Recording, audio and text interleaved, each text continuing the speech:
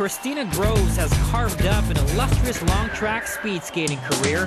The pride of Ottawa says she caught the Olympic spirit at the tender age of 10.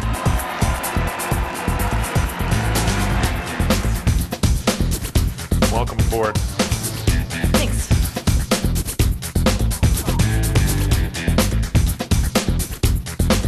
I think, everybody who's a recreational athlete or whatever who does something, you have these little fleeting moments where suddenly you hit the ball straight, or you ski without falling down, or something. You have these little glimpses of it, and it's a great feeling. All 10 of them in my life, I've got them archived in my head. Hey, you know what? I'm at I don't even think I'm at 10.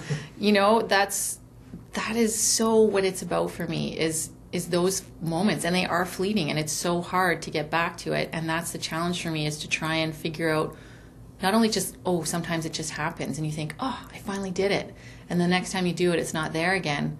You think it's just some kind of fluke, but there's a way you can make yourself able to do that. And for me, that's a challenge, and sometimes I've been able to do it, and many, many times I haven't. And every time I try, and all the factors have to come together. I couldn't make that happen at a Saturday morning practice race.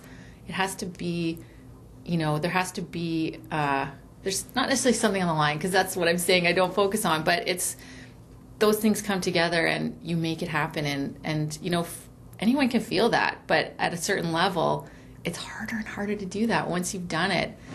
Representing Canada, Kristina Groves.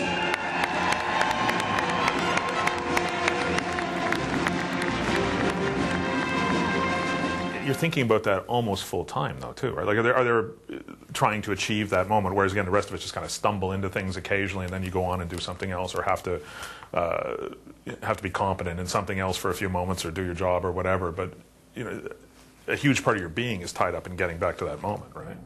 Yeah, absolutely. I mean, all the training that I do now, I don't think about, these races every single day, every second, focus on the training that I'm doing, but it's all part of the same thing. Going to Tucson, I'm going to ride my bike for 5 hours a day.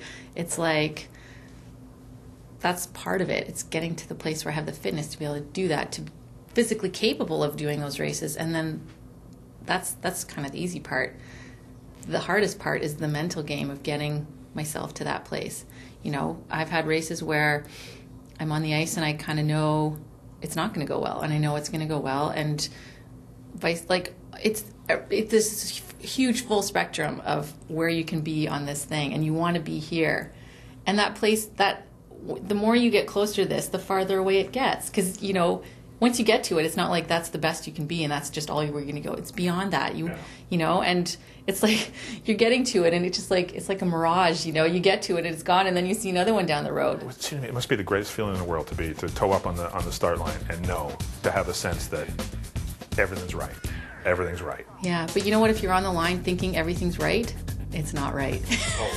So that's the... If you're thinking, if you're standing there thinking, it's right, this is right, you're not in the right place. For me anyway. It's you're not even thinking that. You're just there. You're just in that moment. And that's the difference. If you're standing, people say, what do you think on the line?